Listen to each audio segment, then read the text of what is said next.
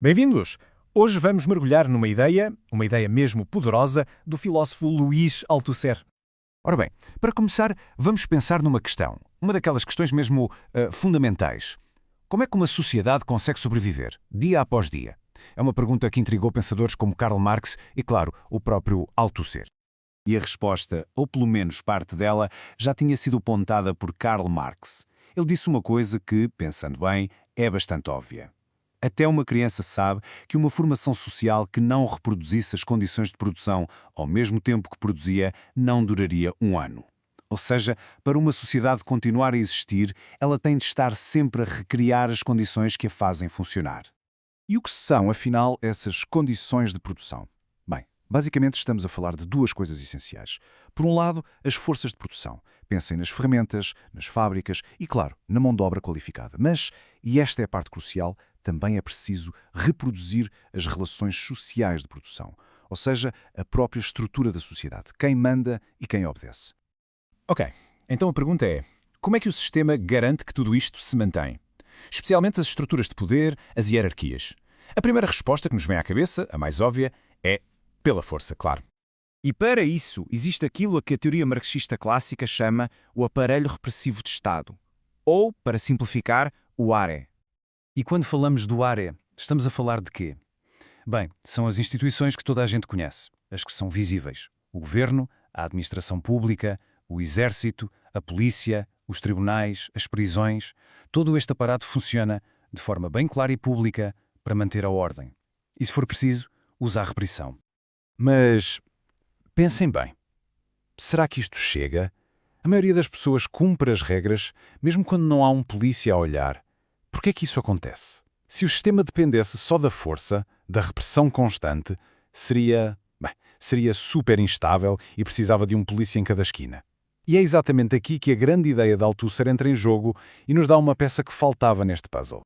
Pois, o que Althusser nos diz é que, ao lado daquele poder óbvio da força, existe outra coisa, uma rede de controlo muito, mas muito mais subtil e, no fim de contas, talvez até mais eficaz.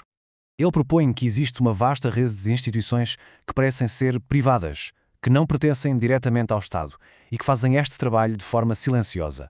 O trabalho de reproduzir o sistema, mas através da ideologia. A estes, Althusser chamou aparelhos ideológicos de Estado, ou AIEs. E a diferença entre os dois é gigante, é fundamental perceber isto. O aparelho repressivo, o AR, é um só. É unificado, pertence ao domínio público e funciona à base da violência ou da ameaça dela. Já os aparelhos ideológicos, os AEs, são muitos, são plurais, e a maior parte deles está no domínio privado. E a sua arma não é a violência, é a ideologia, é a persuasão.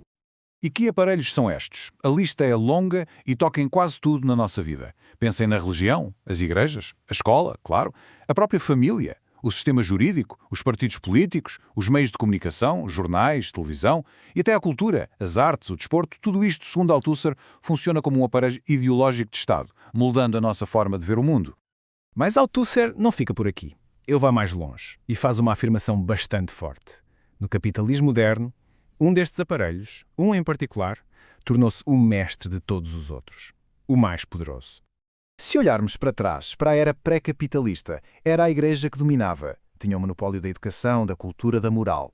Mas depois, com as grandes revoluções, como a francesa, esse poder foi abalado e abriu-se espaço para um novo aparelho dominante. E qual é ele hoje em dia? A escola. No capitalismo moderno, diz Althusser, a escola é o aparelho ideológico de Estado dominante. E como é que funciona? É quase como uma linha de montagem ideológica. Pensem nisto. Primeiro, a escola recebe as crianças de todas as classes sociais bem cedo, numa idade em que são super influenciáveis. Depois, durante anos a fio, ensina-lhes competências essenciais, claro, como ler e escrever, mas embrulhadas na ideologia dominante. Coisas como o civismo, a moral, o nacionalismo. Pelo caminho, o sistema vai subtilmente arrumando as crianças em diferentes percursos, preparando-as para os papéis que vão ter na sociedade. E no fim, cada grupo sai de lá equipado com a ideologia certa para o seu futuro papel, seja ele o de operário, de técnico, de gestor ou até mesmo de governante.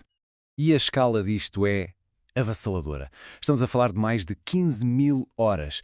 15.000! É o tempo que, em média, uma criança passa dentro do sistema escolar. Nenhum outro aparelho, nem a igreja nem a família têm uma audiência tão cativa durante tanto tempo e numa fase tão crucial da formação de uma pessoa. É por isso que, para a Althusser, a escola é a peça central.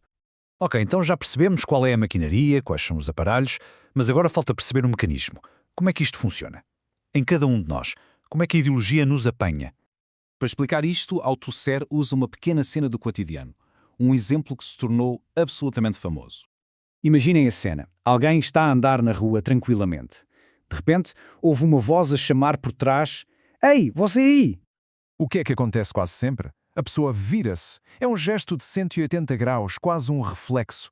E nesse exato momento, ao virar-se, o indivíduo reconhece: estão a chamar-me a mim. Nesse simples ato de reconhecimento, ele torna-se um sujeito. Algo se transforma. A este processo, a este chamamento, Althusser dá o nome de interpelação. É este mecanismo secreto. A ideologia, através das instituições, seja um polícia na rua, um professor na escola ou até um familiar, interpela, chama os indivíduos e, ao fazê-lo, transforma-os em sujeitos. E aqui está a genialidade e também a parte mais traiçoeira da ideia de Althusser. Está tudo no duplo sentido da palavra sujeito. Por um lado, sujeito significa uma consciência livre, um agente, alguém que toma as suas próprias decisões. Mas, por outro lado, sujeito também significa estar sujeito a algo, submetido a uma autoridade superior. A ideologia interpela-nos como sujeitos livres para que, livremente, escolhamos a nossa própria sujeição. É por isso que a ideologia nos faz andar sozinhos. Nós interiorizamos as regras, as normas, os comportamentos esperados e passamos a segui-los de forma automática, como se fossem nossos. E é assim que o sistema se reproduz, dia após dia, com o mínimo do recurso à força bruta e visível. Portanto, no final de contas, o que é que levamos disto tudo? Bem, perceber a teoria de Althusser é como ganhar um novo par de óculos para olhar para o mundo.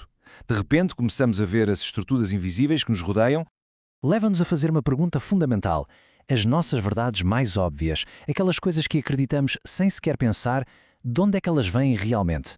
Leva-nos a olhar para a nossa escola, para a nossa família, para os média que consumimos todos os dias e a perguntar de que forma é que todas estas instituições, todos estes aparelhos, moldaram as nossas crenças mais profundas sobre quem somos e sobre qual é o nosso lugar no mundo.